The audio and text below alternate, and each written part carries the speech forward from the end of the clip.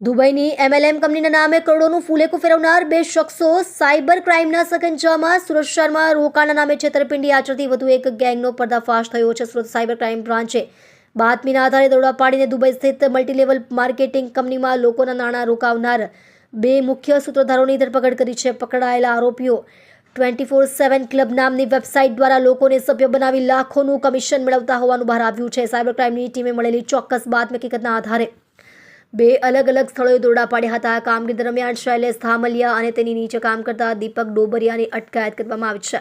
Police તપાસમાં સામે આવ્યું છે કે આ બંને શખ્સો સુરતના ભોળા નાગરિકોને લોભામણી લાલચો આપી વિદેશી કંપનીમાં રોકાણ કરાવતા હતા. પોલીસે ઘટનાસ્થળેથી એક લેપટોપ અને 3 મોબાઈલ ફોન સહિતનો મુદ્દામાલ જપ્ત કરી આગળની તપાસ તેજ કરી છે.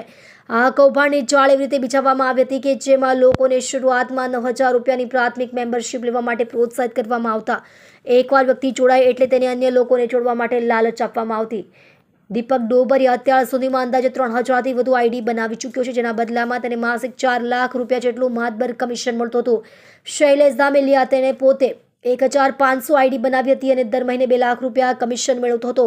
આ કૌભાંડના તાર દુબઈ સાથે જોડાયેલા હોવાથી પોલીસ હવે એ દિશામાં તપાસ કરી રહી છે કે સુરતી લાલાઓના પરસેવાની કમાણી કયા માધ્યમથી હવાલા કે અન્ય રીતે દુબઈ પહોંચાડવામાં આવતી હતી.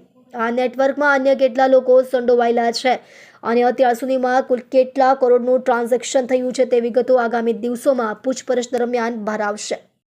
જોતા રહો શ્રમિકો કી આવાજ ન્યૂઝ ચેનલ. રિપોર્ટર શ્રીરામ સિરસાટની સાથે.